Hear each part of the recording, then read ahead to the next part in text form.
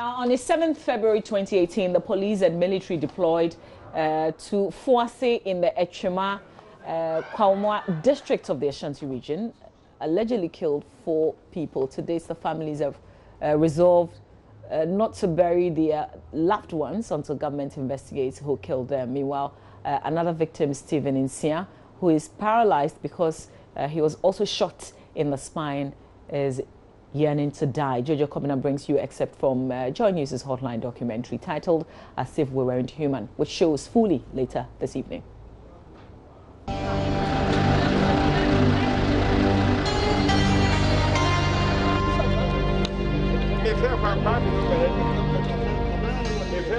On 7th February 2018, residents of Fuase in the Akrima Kwawoma district of the Ashanti region protested the relocation of district capital Fuase to Kedie. The police and military teams were sent to maintain peace, but it turned tragic as 4 people were killed and many injured.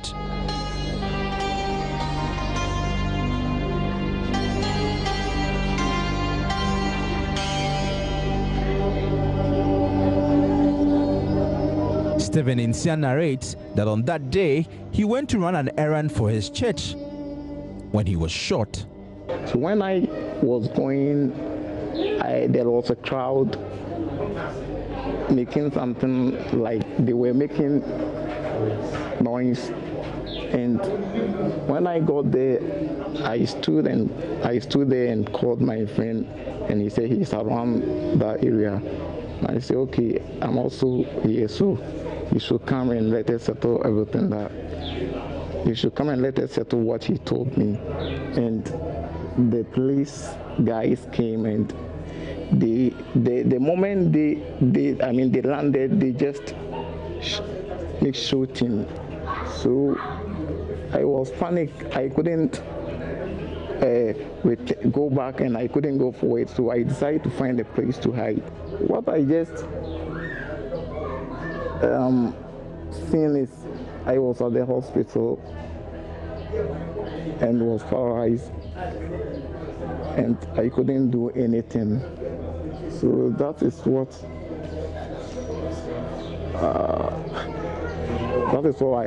all about what I can say.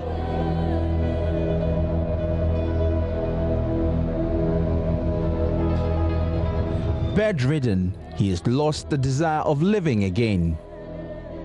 He wants to die.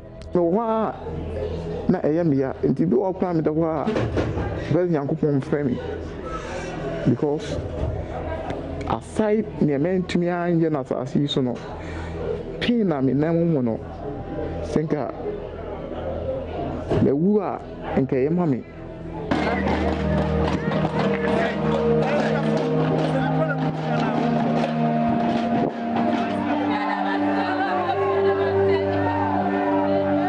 Four persons were killed by the joint police and military team: Douglas Adai, Kojo Ofori, Prince Apia Boateng, and Kweku Seth.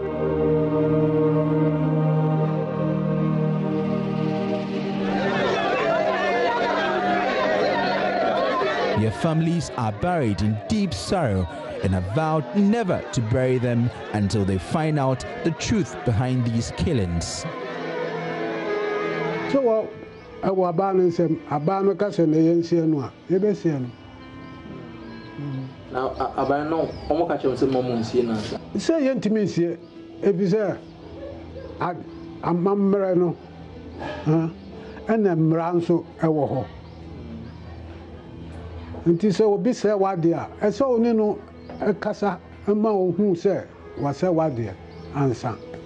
Now, if you preoccupy, what kuno, not just my family, my question, what Chinabaka, Miancasa, my tutu kuno. Was I a Chiniaco?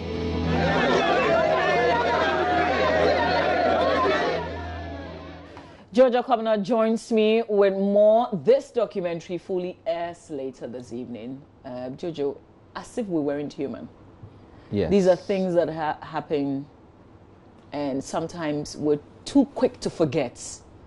But thankfully, there's this documentary. Yes, that was the whole point, to remind society what has happened. You know, I when I was doing research for this story, I just keyed in police brutalities, and many cases came up, and I had to choose 5 cases to work with because there were so many of them. And when the documentary started, we started promoting the documentaries. We had many people hitting my inbox and saying that we have a case, I have a case, I have a case, I have a case. And so if I had to rely on all the cases that people, I mean, seriously, then it would never end. Because the abuses were very pervasive and they were very dehumanizing to the point that many of them don't want to live anymore. People are in, like, they don't feel okay. They are in a very terrible place. Like this young man who has a very big dream, I mean, of getting married and having what do you call it? At the end of the day, he wanted to build a house for his mother. And but tell us exactly what happened to him. He said he just went to, he was going to run an errand for his church, Methodist church, and he was in a hurry to do all that. Then he saw a group of, his own people protesting that they don't want the district capital relocated from Fuase, where they are, to Kadia. So the people were agitating and saying that no, there's a court ruling that had sort of decided that it shouldn't happen. And so they were protesting and making noise, and they said they would not allow the district, the DC, chief executive, to carry the computers to Kadia because it looks like that was what was happening. And then the police and military team called in for reinforcements to make sure that there's peace. And according to him, the police started firing immediately they got there. Like it was like a movie, and he was trying to hide. So he was hiding, and before he realized he had been shot, not in any other place but his spine. And so he can't move, and for him to defecate, he has to do it in an adult diapers, and then still he has to use a catheter to pee, and he doesn't feel anything in his legs, but what he feels, according to him, was a thundering shock in his spine every time, and the pain is, so he's saying, man, I want to die because I'm in this pain, and I have all these big dreams of building a house for myself and for my mom, and also to get married, and now I can't achieve any of these, and I'm just living, and I'm just becoming a vegetable and becoming a burden to society. And according to him, what hurt him most was when he heard that the police said, well, we're not the ones who shot them, and that, they could have been, holding their own weapons, and they shot themselves. And he said that doesn't make sense. So what he means is that he hasn't even been compensated. He hasn't been compensated. Nothing hasn't been taken care of, and the case is hanging, and nothing. The case is grounded to a halt. According to the people, no one is telling them anything. And how long ago did this happen? This happened on 7th of February 2018, and interestingly, 4 people died, and their families have vowed never to bury the dead until something happens, until government comes to say that we are guilty, our people are guilty, and they are properly compensated, and they have a good discussion. So the 4 people who died, Prince, Apia Boatin, Douglas, and then Kweku Seth, all of them, they're still in the morgue, and the community is waiting patiently. So there's no closure. There's no closure here. To this. There's no closure here, and the people feel that since February, what kind of investigation is the police, doing? What kind of investigation will take that long? And in the bigger documentary, you would see the DSP Gillian Albane talking about the fact that, well, we're going to investigate. We're going to make sure that the people who are found guilty would deal with them. But so you try to get responses from authorities as well. They're still waiting for that to happen. As in, when will that day? Because the promise is there. The promise to make sure that, to ensure justice, to investigate and bring closure, has not happened yet. And so they're waiting. In this the is just one of the stories that you tell in this documentary. This is just one. And if you remember, last week we brought another one of of a man who was shot in the head. The bullet came from one side to the other, and it is a miracle that he survived. And he said God kept him alive so that he could tell his story, so that he could get justice. And he, in that state that he could not even communicate properly, he said that he can still recognize the people who shot him, all of them. And he said justice should happen. And so that is one thing that should happen. The government should step in these situations, I mean, and ensure that the victims are properly compensated and have closure, because all of them are still waiting. They want to know what is the law. Why did this happen to me? Why should the people who harm me to this extent walk free while I am bearing all the pain? I mean, this is lawlessness, and if the people who are supposed to enforce the law could do this to me, those are their words.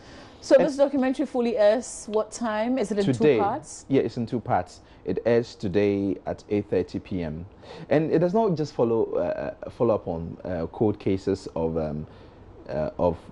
police brutalities. It also combines the military, because there is a story of 4 teenagers who were beaten, who were brutalized by the military. And if the children narrate what happened to them, and if you see the images of what really happened to them, you'd be shocked. And that happened in June, and the Commission on Human Rights and Administrative Justice has been investigating for that long, and there is no closure to it.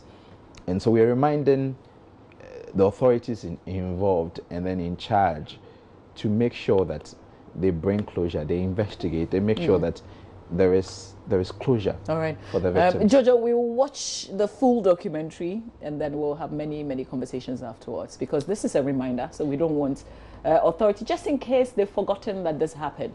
This is to remind you that yes, indeed, this happened. And a very quick one.